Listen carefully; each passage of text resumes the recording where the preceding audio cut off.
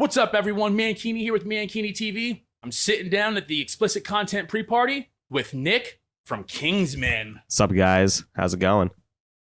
It's Mankini TV. It's my show.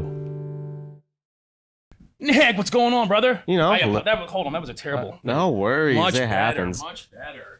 What's going on, man? You know, just finished. Just came from sound check. Hell You know, yeah. just getting everything going for the show tonight. Hell yeah. Well, we're gonna jump right into it. You guys just dropped an album today. Yeah. Fucking album release party, Explicit Content pre-party. I mean, this is Yep. insanity right here. Yeah, no, it's a big day. You know, we're all super excited to get the music out because we put out a couple singles already, and like that's only just like a tip of the iceberg. You know, because it's just we try to explore so much on this record and try to get so much into our sound. You know. Just kind of just like experiment a little bit and see like, well, we like a band like Korn. Let's do a song like Korn, you know, Hell As, yeah. and then mix it up with like a little bit of Rammstein, you know, I'm kind of with it. do that, you know? Okay, I like that. Let's talk about the. I saw earlier you guys said you did a different process with this album, something a bit Yes. different. Yeah. So with this one, we did this without any kind of pre-production. Okay. So we just kind of had this whole idea of just kind of sitting in the studio and just kind of like vibing things out, you know? So it's like, we talked about songs we liked. We talked about bands we liked, and like kind of, and obviously we kind of got a little bit nerdy with it, being like how fast certain songs are, and like how like certain songs from a certain era that are like a lot of Korn songs, or like maybe 100 beats a minute, or somewhere in that ballpark. Let's and kind of put a little bit of restraint there, so you know you're forcing some creative juice out, you know. Okay. I like And then it. so we'll just bounce ideas back and forth until we got something we liked and just ran with it. Okay, I'm with it. I like that. So you guys, you know, would it be fair to say spent probably close to every waking moment while recording this album in that room together? It was like 11 to 7. Okay. It was a work day like schedule, which is really cool because you know we found at least with this band we have to have some kind of constraint. You know, Okay. it's like some people they just need years and years to just like put something out that they're happy with. Mhm. Because I know like in particular like Metallica recently in the past they put out what they're gonna put out their third record in the last 15 years. Yeah. You know, it's like they take their time and like that's their process now, you know? So it's it like works for them. Exactly. For better or worse. I mean, again, it's Metallica, so let's be honest. They know what they Exactly, yeah. Clearly, they're good with that. They know the fans will be good with it, so you no need to stop that or change. and that that's now. exactly it, you know? So with this one, it's just like we just found that, you know, putting a little bit of like some like bumpers to the bowling alley per se, right? Okay. You know, it's just like, okay, this is where we have to be. We only have until this time. We have to just make it work, you know? Absolutely. So, Absolutely. and I think it worked out pretty well, So personally. Well, let's talk about the thematics Yeah. surrounding the album. A lot of positive, Yep. uplifting, Yes. hopefulness. Yep. We'll say one of the things I don't want to say you don't see in the metal scene because the scene itself is extremely positive, Yeah. very welcoming. But I guess there can be said about a lot of music is kind of sad or angry Yeah. inside. So it's it's refreshing and different to hear a band with that sound but be so positive. You know what Yeah. I mean? Yeah, of course. And it's like, that's kind of something we pride ourselves in, where it's like, there's like some bands are just like all angry and sad. And obviously they're telling a story and telling from their own emotions, you know? But at the same time, we also, like, and we've done that as well, you know, especially on the last record. But on this one, we wanted to like actually explore a little bit of that. Like, there's no reason to write something about being hopeful, about Mhm. trying to make things better. You know, it's like Trial by Fire is a great one by that for that reason. You know, it's about bringing people together and trying to like just overcome things. You know, as just people, Absolutely. because you know, it's for some people it's difficult to have that conversation. You know, and there's no reason not to. So, and just like I'm thinking off the top of my head, like Bitter Half. You know, it's acknowledging the fact that you know everyone has a little bit of a evil and a good side to them. You know, it's like yeah.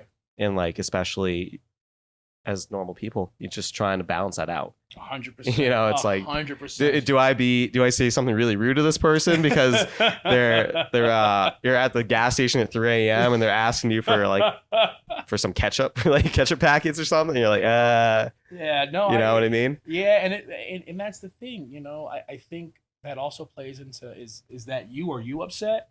Is that person upset? Yeah. You never know what other people are going through. So kind of having that ideology that, you know, hey, this is a place, there's a space, you know, we're all here, talk, listen, Exactly, listen yeah. and hear it out, you know, because people are going through things. And again, it goes back to the sad music. I get it. But again, to have that positive vibe, you know, I will not knock any song that's sad at all. Yeah. But to have that positive spin on it, I think also is important, because while being sad and having those feelings are good, you gotta pull yourself up. Exactly. At some point, and you know, to have a support system and people around you that will have your back too. So exactly. No, that's really amazing. And I do kind of want to jump in since we're talking about it. Yeah. The earlier record, I'm gonna blank. It's Revenge, Forgiveness, Recovery. Yes. So there's a lot of, I don't want to say dark themes, but it kind of a cloud that hangs over it. Yeah. You want to kind of walk me just through a little bit of that, because like it's a pretty heavy stuff that you guys went through. Yeah. And then recorded this album. It's almost like those emotions you were feeling became this album here. Exactly. Yeah. And that was the cool thing about it, because like Revenge, that was done in a very dark time for a lot of people. You know, it's like our singer Tanner, he was going through a lot with his own personal family issues. I believe he had like a death in the family, and like it was a lot, you know. Like, I don't want to speak for him, but and then Tim, he had a lot going on in his plate as well, similar circumstances, and you know, everyone's just trying to come out of this cloud. It's like, especially with Kingsmen being formed from like these two smaller local bands at the time, you know, it was a culmination of the two. They just kind of like, you know, when anything ends, it's sad. Absolutely. So it's like, when both these bands are going for a minute, obviously it's like, okay, there's some kind of like breakup feeling, moving on. And then, it was a tough time. And that album was meant to be kind of like a catharsis or cathartic thing, to just channel all the channel all the bad energy into something musical and creative. You know what I mean? No. And the beautiful thing about that, before we're talking about, you know, today's album that just dropped, in that album, you can feel it's getting it off your chest. Yeah. It's getting it out there. It's, you know, again, we go back to the talking about it, having people getting it out there sometimes is the best medicine. Yeah, exactly. You know, and again, we keep going back to the same thing. The sad music is sad for a reason. You know, if that's what's going on in your life, put it out there. It's healthy. It's good for you. That's the whole point of music anyway. You know, it's absolutely. Like it was started as kind of like a, you know, it's the same as writing poetry. Yeah, exactly. Well, granted, there's poetry in it, but it's like Edgar Allan Poe. You know, like if he's feeling something dark, he's like, I'm gonna write, you know, something dark. You know, absolutely. H.P. Lovecraft, same thing. You know, I'm gonna write a story about Cthulhu, about consuming people from the underworld. You know, absolutely. You know, it's a beautiful thing. It's wonderful. And again, I gotta say, to see, you know, the metal scene and just know how much love and connectivity is there, and just welcoming everyone. That's actually bringing me to my next point. So we're gonna get a little wild here. Okay. What do you know about juggalos? I know that they drink a lot of Faygo. I know that they wear the clown makeup. I won't call them clowns, but they dress like it. You could. I mean, the internet's called juggalos, clowns. Hey, I'm trying to be nice here. I appreciate it. Like, no, I do. I appreciate I don't like, again, I'm balancing that evil to bad ratio. To be fair, I think, you know, a lot of these interviews I do are with metal bands, and it's the same thing kind of every time I see, because the scene is the way it is.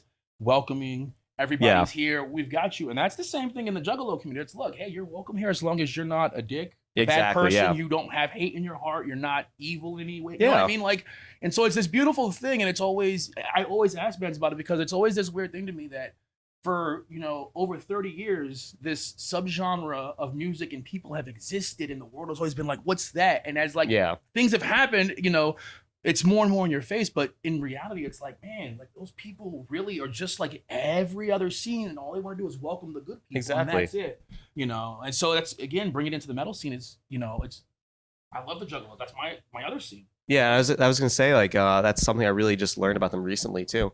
is it was the fact that it's the same ideology. Yeah. It's like this record about our record, Bones Don't Lie, talking about trying to be like, just going through these things and trying to come out on the other end of it.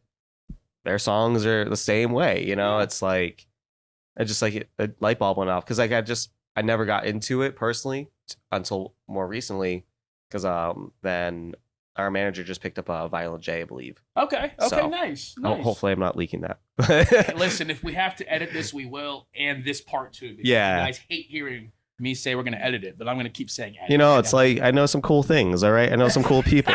So if it came out, I apologize. You know what? Hopefully, maybe by the time this gets out, it'll already be out there that she's the manager now, and so it'll be all cool. Yeah. You know, well, when you get a chance, check out some stuff from the Gathering of the Juggalos. I think you guys would go over pretty well there, and I think, you know, I tell everybody, it's a place you've got to see at least. Yeah. You've got to go there and see it just to experience what that place is like, especially with music like yours, with this positivity, uplifting, you know, these themes, and to see that these people from all walks of life who are existing in one place at one time going, hey, we love you. Literally, exactly, we love you. You walk in, we love you. You're cool, man. Yeah. So, no, we get you there. We'll get you with the Juggalos.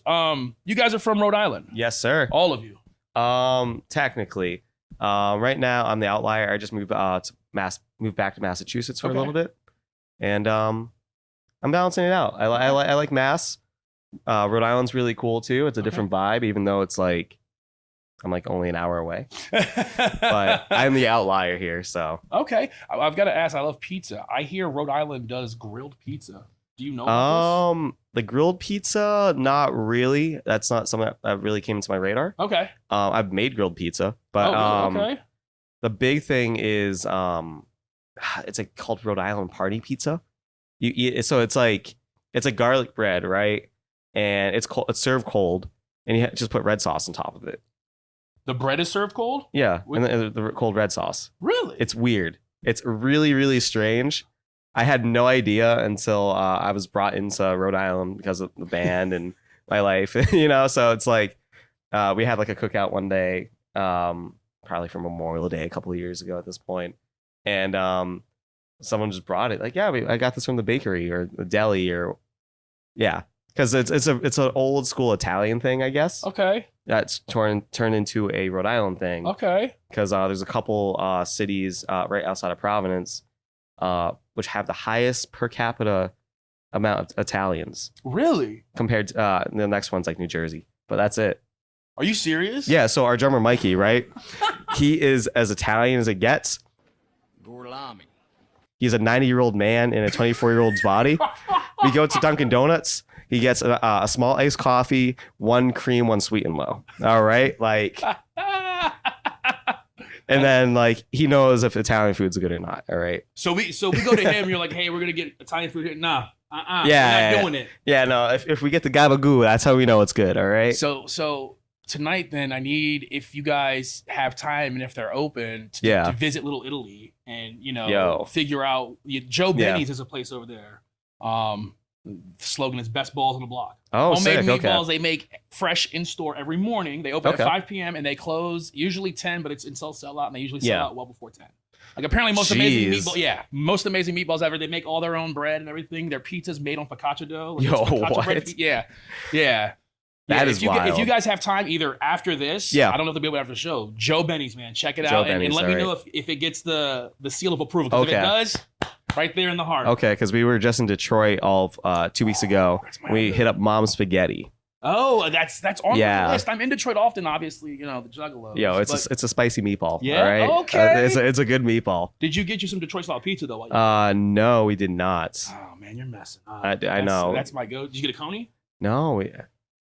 I know. I was being talked up about getting a coney the whole time, you gotta get a coney. Yeah, you've got to get a coney. All right, fair enough. We're talking about pizza. I got to know. Yeah, pineapple on pizza. That's a no. No for me, dog. Okay. It's like personally, it's like I like sweet and salty stuff, but it's just warm fruit with like tomato sauce and stuff. It's a little weird. Like this pineapple is confusing. Yeah, but that's exactly it. You know what I mean? So it's like it was just like pineapple on bread, or maybe some cheese or something. That'd be a little bit more receptive. Or like if it was a white pizza, even though that'd be still a little weird because of the garlic and whatever pesto. Okay. But Yeah, the tomato sauce. It's And the pineapple is just too yeah. I dig. But then again, I just got into Bloody Marys. For the first time ever? Yeah, like maybe 6 months ago. Oh man, that is the best drink like for a hangover. It's Sunday morning, Yeah. Monday when you get hungover, grab a Bloody Mary, hair of the dog, man, just cares what ails you. Picklebacks are also great for that too. I love picklebacks. Dude, Right they're so on. sick. Yes. Oh man. Because I took Rise out to a couple of places on last Monday, because it was an off day in Providence before a Providence show, and we got pickleback shots that night. Nice. Oh, that's Everyone bounced back. You know, like I'm the youngin'. I was given the nickname Young Buck from a certain touring bassist. And I won't leak it. You know, it's an inside thing. But all right. Not Young Buck himself though. No. I was gonna say G Unit like put you on. No. He just turned 50 back in September. So the touring bassist or Young Buck? The touring bassist. Although Young Buck might be 50. That's true. You know, it's up to you guys to decide. You know. Yeah, well, yeah, you guys figure that out. Yeah, exactly. Well, look, anybody out there that like hasn't checked you guys out yet, maybe hasn't seen you, anything you want to say to them? Check us out. It's going to be a good time. We're as inclusive as possible. You know, every show we try to put on, it's supposed to be a good time for everyone. You know what I mean? So I think the songs are great only because we put so much effort into it, you know, and we want you guys to enjoy as much as we do. So if you're thinking about coming out to a show, please come out. I promise you will not be disappointed, as I can't like talk. But anyway. It's all good. We yeah, can't exactly. talk. It is fine. Listen, get out on the road. Check out Kingsmen if they're coming to your town. Don't put the pineapple on the pizza or put it on if you want to. It's up to you. It's totally up to you. Before we won't discriminate here, all right? We won't. Before we go, I got to ask you real quick. Favorite wrestler? Oh, man. Adam's a big wrestling guy, but I'm going to have to say maybe Triple H back in the day when he was doing the DX thing. Okay. Or maybe Undertaker, because he just looks like a big old scary metal dude that's like mess with you in the pit. He really does, but like he shows up at the most shocking places, like a Post Malone concert. Oh, dude, yeah. So it's like you're like, I imagine you to be at like the Metallica show, but here you are at Post Malone side stage, and I'm like, Undertaker listens to Post Malone. Yeah, exactly. But like when he does the pile driver, it's like, and he's doing the whole like eye white thing, you know? It's like, dude, this guy is awesome. Master of Puppets is playing in the background. Yeah, exactly. Or like when he's like throwing people off the Hell in a Cell. Oh man. Oh gosh. Yeah, absolutely. Yeah, because on the last tour I did in September, I was teching for another band, and we were just watching all the old WrestleManias.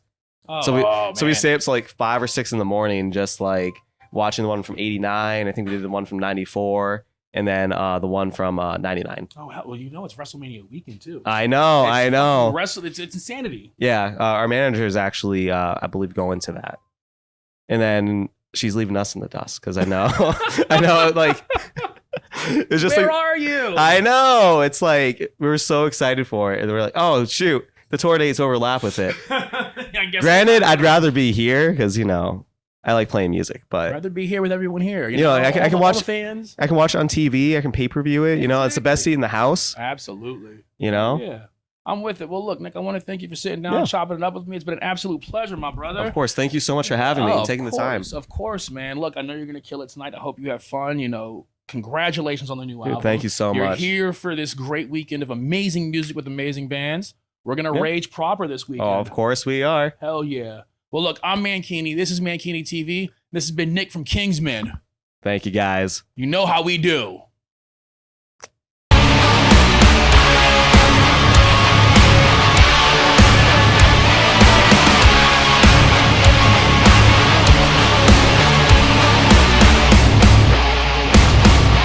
not mistake.